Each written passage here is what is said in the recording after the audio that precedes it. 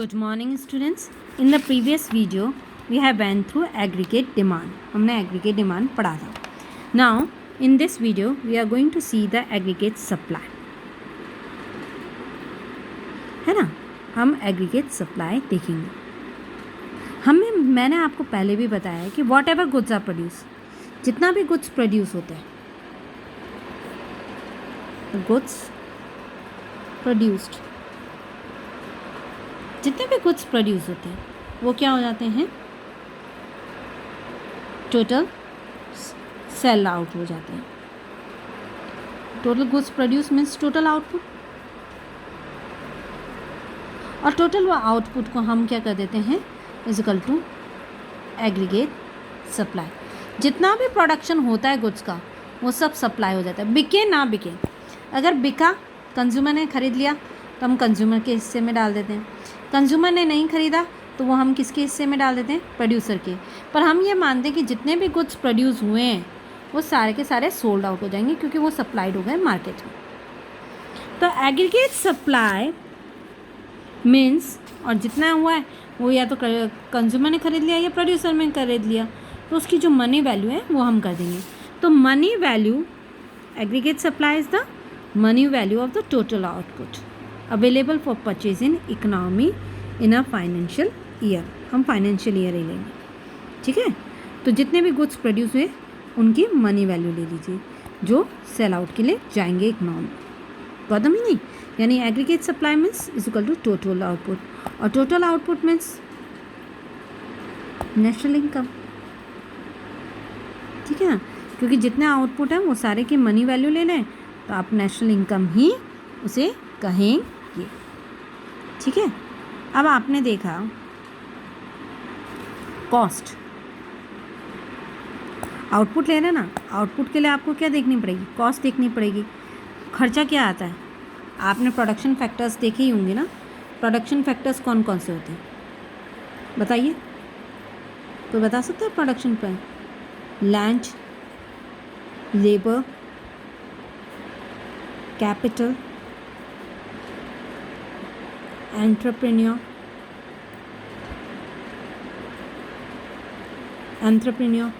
Land के बदले में आपको क्या मिलता है, रेंट. लेबर के बदले में वेजेस. कैपिटल के बदले में इंटरेस्ट. एंटरप्रेन्योर को क्या मिलता है, entrepreneur. For entrepreneur what you are going to get, profit, ठीक है. तो आप क्या कहते हैं कि जो भी आपका वैल्यू है टोटल प्रोडक्शन का, है ना, जो टोटल प्रोडक्शन का है वो आप किस में कर देंगे, फैक्टर इनपुट्स में. फैक्टर इनपुट्स आपने देख लिए, लैंड, लेबर, कैपिटल, एंटरप्रेन्योर. उनमें फैक्टर इनकम के फॉर्म में, फैक्टर इनकम कौन सी है, wages, interest, rent and profit, उनको डिस्ट्रीब्यूट कर देते हैं. और इन सबको प्लस करेंगे तो आपका क्या बन जाएगा, नेशनल इनकम बन जाएगा. The sum total of factor income is called national income. आपने 2 सेक्टर मॉडल पढ़ाई है, यस और नो. तो आप प्रोड्यूसर को सामान खरीदते हैं, पैसा देते हैं, प्रोड्यूसर ये पैसा किस में डिस्ट्रीब्यूट कर देता है, फैक्टर इनपुट्स को पे करने के लिए दे देता है, ठीक है. तो आ गया आपका एग्रीगेट सप्लाई. तो एग्रीगेट सप्लाई का आपका आ गया, ठीक है, is equal to total output. और टोटल आउटपुट आपको मालूम हो गया. तो अब हम देखेंगे कि एग्रीगेट सप्लाई इनकम, जो भी आपकी इनकम होती है, income is denoted by word Y, letter Y, है ना. अब आप जो भी आप पैसा कमाते हो उसको आप क्या करोगे, आइदर कंज्यूम करोगे, खर्च करोगे, या फिर सेव कर लोगे. तो income is equal to C plus S. Income क्या होती है आपकी, सी प्लस एस. ध्यान दीजिएगा, आपने इनकम को क्या किया, जो भी आपका पैसा आता है उसको आप क्या क्या करते हो, या तो खर्च कर देते हो या फिर बचा लेते हो. 2 ही चीज़ करते हो, या तो खर्च करोगे या बचाओगे. और जो चीज़ आप सेव करते हो उसको फर्दर आप क्या कर देते हो, इन्वेस्ट. क्या कर देते हो, इन्वेस्ट. देखो भाई, मैंने कमाए 10 रुपये, 10 में से 8 मैंने खर्च कर दिए, ₹2 मेरे पास रह गए, कंजप्शन और सेविंग।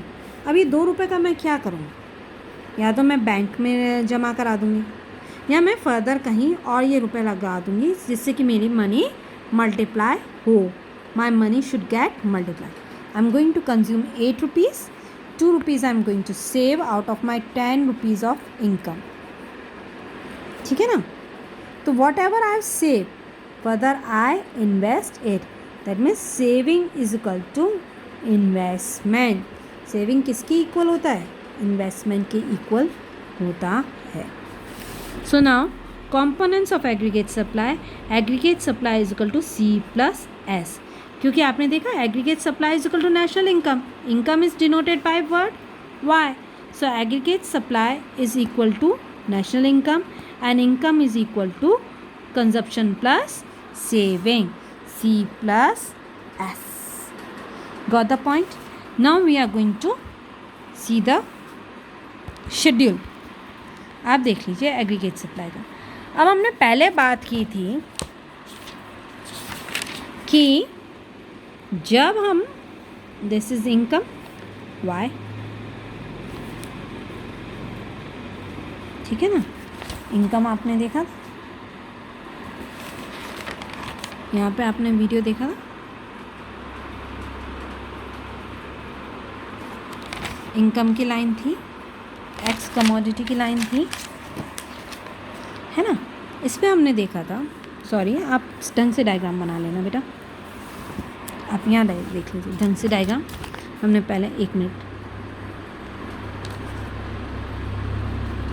ये आपका डायग्राम था, यहाँ पे हमने y लिखा था, यहाँ हमने x लिखा था, और हमने देखा था आय हमारा इन्वेस्टमेंट था, कंजप्शन हमारा कभी भी 0 पे स्टार्ट नहीं होता है।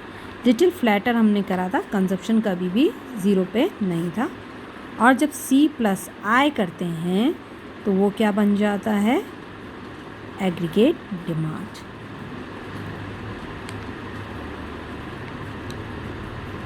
बात एक ही है, देखिए aggregate demand is equal to aggregate supply. हम इक्विलिब्रियम पढ़ेंगे तब हम क्या करेंगे, aggregate demand is equal to aggregate supply. Aggregate demand क्या है, C प्लस I, और एग्रीगेट सप्लाई क्या है, C प्लस S। और मैंने कहा था जो सेव करते हैं वो हम इन्वेस्ट कर देते हैं, यानी S is equal to I। तो बात हो गई, समझ में आ गया, C plus I is equal to C plus S and I is equal to S, इसलिए ये दोनों aggregate demand is equal to aggregate supply. और मैंने वैसे भी आपको बोला है कि जो भी चीज़ प्रोड्यूस होगी वो सारी सोल्ड आउट हो जाती है। अब यहाँ पे ध्यान रखना है कि कंजप्शन आप कभी भी 0 पे स्टार्ट नहीं करेंगे, कंजप्शन 0 पे नहीं करेंगे, ठीक है। तो आपका आ गया कि अगर एम्प्लॉयमेंट है ही नहीं, कोई काम ही नहीं कर रहा है, चाहे इंसान काम करे नहीं करे, कंजप्शन वो करेगा, कंजप्शन उसको करना है। अब ये आप कर रहे हो कि आपकी इनकम 0 है पर आपका कंजप्शन तो है, you are having a 0 income but your consumption can not be 0। तो आपने ये जो ₹10 है, 10 का कंजप्शन क्या है, ये कहाँ से लाओगे, किसी ना किसी से मांगना पड़ेगा, आपको क्या करना पड़ेगा, बोरो करना पड़ेगा। क्या करना पड़ेगा, बोरो करना पड़ेगा। भाई ₹10 कहाँ से, ये 10 चीज़ कहाँ से आए। अब जैसे आप हो, मैंने क्या कहा, आप कमा नहीं रहे हो तो आप किससे ले रहे हो, अपने पापा से ले रहे हो, मम्मी से ले रहे हो, यानी आपको बोरो करना है। अब बोरो करना है तो जब आप कमाओगे तो आपको उससे क्या करना पड़ेगा, पे करना पड़ेगा। तो अगर आप कंजप्शन कर रहे हो और आपकी इनकम नहीं है तो आपकी सेविंग किस में चली गई, दिस सेविंग में। भाई जैसे ही कमाने लगोगे तो जिससे बोरो किया उसे पे तो करना पड़ेगा ना, यस। तो आपका अमाउंट क्या हो गया, जिससे हो रहा है, आप जिससे कंज्यूम कर रहे हो उससे बोरो कर रहे हो, यानी पहले आप जब भी कमाओगे आपकी सेविंग किस में चली गई, माइनस में चली गई। तो आपकी सेविंग किस में चली गई, माइनस, क्योंकि आपने 10 कंज्यूम किया, ये 10 का 10 आपको करना है, तो आपका -10 ये क्या हो गया, सेविंग, दिस सेविंग हो गई। अब आपकी सप्लाई क्या होगी, C प्लस S, 10 प्लस -10, तो सप्लाई आपकी क्या हो गई, 0, यानी आपकी सप्लाई कहाँ चली गई, 0। अब देख लीजिए लेवल ऑफ एम्प्लॉयमेंट आपका 10 है, ठीक है, एम्प्लॉयमेंट कितना है, 10 है, कंजप्शन कितना है, 15 है, तो वही है कि आपकी 5 क्या हो गई, डिस सेविंग हो गई, 5 डिस सेविंग हो गई, तो सप्लाई कितनी हुई, 10, क्योंकि 15 प्लस -5 = 10 आ गया। और अब आपका इसे आप ग्राफ में प्लॉट कर देंगे तो आप ये देखेंगे कि एग्रीगेट सप्लाई 0 से स्टार्ट होती है। कहाँ से स्टार्ट हो रही है एग्रीगेट सप्लाई, 0 से, और धीरे धीरे जैसे जैसे आपकी इनकम बढ़ती जाएगी ये भी बढ़ता जाएगा। अब इसका स्लोप थोड़ा आपको क्या रखना है, स्टीपर रखना है। देखिए 45 डिग्री के एंगल से लाइन आपको बनानी है। किससे लाइन बनानी है, 45 डिग्री के एंगल से, यानी it forms a angle of 45 degree. किसका एंगल बना देता है सप्लाई का, 45 डिग्री का एंगल बनाता है, स्टीपर स्लोप है। इट इज़ पॉजिटिव, सप्लाई आपकी 0 से स्टार्ट होगी, नेगेटिव नहीं होगी। सेविंग आपकी नेगेटिव हो सकती है, सप्लाई आपकी नेगेटिव नहीं होगी। It's always positive slope.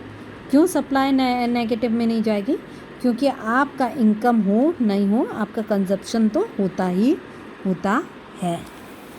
आ गया समझ में,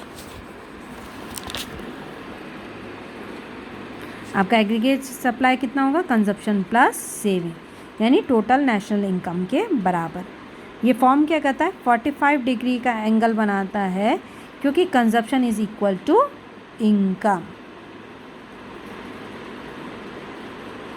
ठीक है ना। और 90 डिग्री के एंगल को ये बाइसेक्ट करता है और 45 डिग्री का एंगल आपका फॉर्म करता है। गौतम whole of the one aggregate supply आपको समझ में आ गया। Thank you and have a nice day. बेटा जो प्रॉब्लम आपको आए, if you got any problem please consult it with me. Everyone is having my phone number. You are free to call. I am happy that certain students are calling me. मैं happy हूँ कि कुछ students call कर रहे हैं, तो फिर भी बेटा आपको प्रॉब्लम हो तो you can call me at any time. Okay, thank you and have a nice day.